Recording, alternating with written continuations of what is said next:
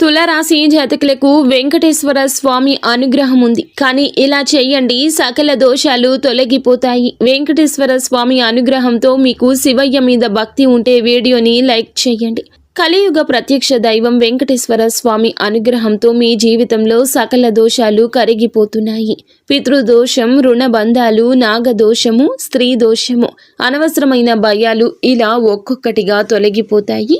ఆర్థికంగా నిలకడ, ఉద్యోగం, వ్యాపారంలో మార్పు, ఇంటిలో శాంతి ఇవన్నీ త్వరలోనే అనుభవిస్తారు. 3 శనివారాలు వెంకటేశ్వర స్వామి గుడికి వెళ్ళి ఈ మంత్రాన్ని జపించండి. ఓం నమో వెంకటేశాయ నమః.